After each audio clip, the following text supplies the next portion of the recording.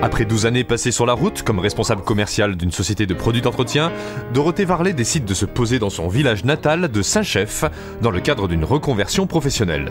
Comme je travaillais beaucoup sur la route, je ne connaissais pas forcément les commerces de mon village et des villages attenants. Et j'ignorais qu'il n'y avait pas de fleuriste sur la commune. J'ai trouvé ça très dommage et c'est ce qui a fait un petit peu le déclic. Je me suis dit mais pourquoi pas ça finalement ? Dorothée réalise alors une étude de marché très poussée auprès des habitants, commerçants et élus de la région et reçoit un accueil très favorable pour la réalisation de son projet. Elle suit ensuite une formation près de Vienne pour obtenir son CAP de fleuriste et ouvre sa boutique en février 2010 en plein centre historique de Saint-Chef pour devenir un lieu de rencontre privilégié. Pour moi, c'était très important effectivement de m'implanter dans le bourg historique et de créer ce petit pôle artistique d'ailleurs qui s'est développé depuis ma création puisqu'on a pu accueillir une couturière qui s'est installée en face, une peintre également. Donc on sent qu'il y a une petite émulation commerciale qui est intéressante et qui correspond à la volonté de la commune de créer une attraction touristique autour de l'abbatiale.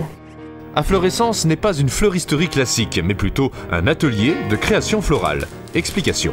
Je fais beaucoup de bouquets à la demande express de mes clients, donc on les construit ensemble. Voilà. Et on a l'impression que le client s'approprie finalement son bouquet en disant ben voilà, quand on l'offre, je l'ai fait pour toi, c'est ton bouquet. Donc j'apporte mon expertise, mes conseils, je suis proche de mes clients, mais en même temps mes clients s'approprient leurs plantes, leurs bouquets. Voilà, je leur apporte un petit peu ce phénomène de création.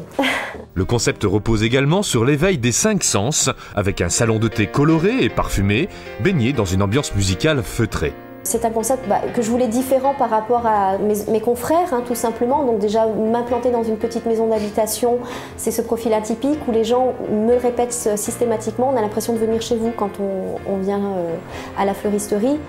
Véritable innovation artisanale et sociale, son expérience commerciale, son dynamisme et son engagement pour son village ont participé largement à sa réussite. Il faut avoir des envies, des projets, des idées pour avancer et pas stagner. Et puis surtout quand on est un jeune créateur comme moi, il faut avoir un tout petit peu d'ambition.